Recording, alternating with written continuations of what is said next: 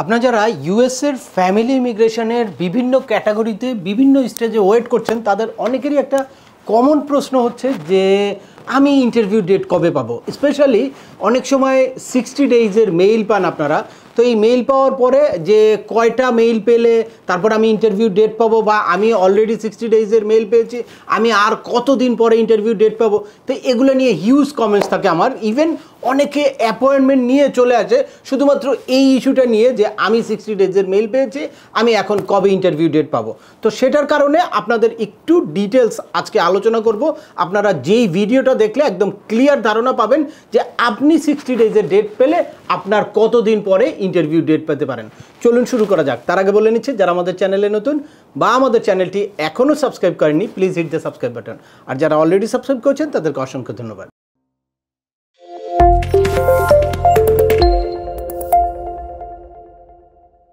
Welcome back. আপনাদের সাথে আছি আমি সিএম আমিনুল বাহার। আমাদের এই চ্যানেলে ইউএসের ফ্যামিলি মাইগ্রেশন সংক্রান্ত হিউজ ভিডিও ইনফরমেশান আছে, অর্থাৎ ফ্যামিলি ইমিগ্রেশনের একদম স্টার্ট প্রসেসিং থেকে ইন্টারভিউ প্রিপারেশন পর্যন্ত details step by step video আছে। অ্যাট দ্য সেম টাইম কীভাবে আপনার কেসটাকে আপনারা এক্সপার্টাইট করতে পারেন, আপনার চাইল্ডের এইজ আউটটাকে কীভাবে আপনারা ঠেকাতে পারেন, বা আপনাদের কেসটা কী কারণে বাতিল হতে পারে, কিভাবে বাতিল হওয়া কেসকে আপনারা আবার পুনরায় জীবিত করতে পারেন, সেই সংক্রান্ত হিউজ ইনফরমেশান আছে। আপনারা যারা যেই টপিক্সে ইন্টারেস্টেড দয়া করে ওই রিলেটেড সকল ভিডিওগুলো দেখবেন। এরপর ছোটোখাটো প্রশ্ন থাকলে ভিডিওর নিচে কমেন্টস করবেন। আর তারপরেও একান্ত কোনো ব্যক্তিগত পরামর্শ বা আমাদের কোনো সার্ভিস নিতে চাইলে ডিসক্রিপশানে থাকা হোয়াটসঅ্যাপ নাম্বারে অ্যাপয়েন্টমেন্ট বুক করে সরাসরি যোগাযোগ করতে পারেন। অ্যাট দ্য সেম টাইম আমাদেরকে ইমেল করতে পারেন এবং আমার ফেসবুক এবং ইউটিউব চ্যানেলটি ফলো করে সবসময় আমাদের সাথে যুক্ত থাকতে পারেন। এনিওয়ে চলে আসি আজকের মূল আলোচনায়।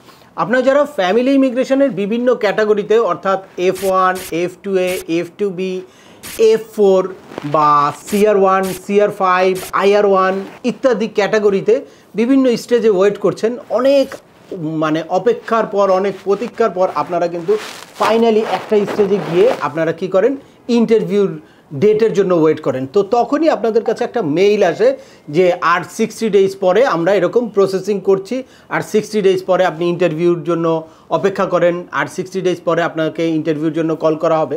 তো এইটা আসলে ফ্যামিলি ইমিগ্রেশনের প্রসেসিংয়ে কী হয়, প্রথমে I-130 পিটিশন ফাইল করতে হয়। এই I-130টা USCIS-এ পিটিশনটা ফাইল করতে হয়। পিটিশন ফাইল করার পর ওইটা অ্যাপ্রুভ হয়, ওইটা অ্যাপ্রুভ হয়ে কেসটা এনভিসিতে আসে, আর এনভিসিতে আসার পরে ইলেকট্রনিক সিস্টেমে একটা কেস ক্রিয়েট হয়।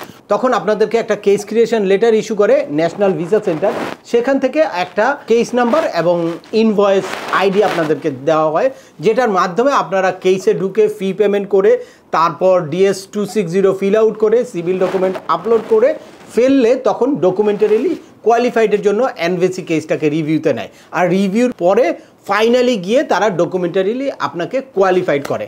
ডকুমেন্টারিলি একটা কেস যখন কোয়ালিফাইড হয়ে যায় তারপরেই এনভিসি রেগুলার আপনাদেরকে একটা মেইল দিতে থাকে, সেটা হচ্ছে যে আর 60 ডেজ পরে আপনাদেরকে এটার ফিডব্যাক জানানো হবে, বা কনজুলার অফিসারের সাথে কথা বলে আপনাদের ইন্টারভিউ শিডিউল করা হবে, এরকম একটা মেইল দেওয়া হয়। তখন আপনারা অনেকেই আসলে দীর্ঘদিন প্রতীক্ষার পরে একটা স্বপ্ন দেখতে থাকেন যে আমরা এখন হয়তো 60 ডেজ পরে ইন্টারভিউ ডেট পাবো। কিন্তু আপনাদের এই ভ্রান্ত ধারণা বা এই ইমিগ্রেশন রিলেটেড যে কোনো স্টেজে কোনো সংশয় সন্দেহ দূর করার জন্য প্রতিনিয়ত কিন্তু আপনাদেরকে বিভিন্ন ভিডিও ইনফরমেশান দিয়ে আসছে।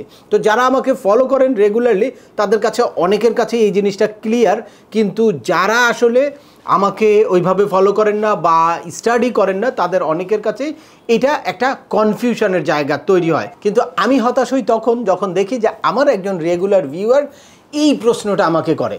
কারণ এর আগে আমি বলেছি যে আমরা প্রতি মাসেই ভিসা বুলেটিনটা আপনাদের সাথে শেয়ার করি, সেটার মাধ্যমে আপনি বুঝতে পারবেন যে কখন আপনাদের ডকুমেন্ট ফাইলিং করার জন্য আপনি এলিজিবল থাকবেন, বা আপনার ডেটটা কারেন্ট হলে কখন আপনি ডকুমেন্ট ফাইল করতে পারবেন, বা কখন ফাইনাল অ্যাকশন ডেট থাকলে আপনি ইন্টারভিউর কিউতে পড়েন।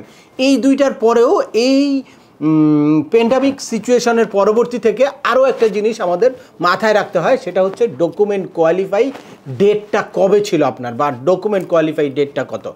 ডকুমেন্ট কোয়ালিফাই ডেট অনুযায়ী এখন একটা নতুন কিউ আপনাকে মেনটেন করে ইউএস এমবাসি ঢাকা। এই কিউতে যখনই আপনি সিরিয়ালে আসবেন তখন কিন্তু আপনাকে ক্যাটাগরি ওয়াইজ ইন্টারভিউ ডেট দিবে। তো এইটা 60 ডেজের কয়টা মেইল দিল এইটা মূল ফ্যাক্টর না। মূল ফ্যাক্টর হচ্ছে যে আপনি ডকুমেন্টারিলি কবে কোয়ালিফাইড হয়েছেন।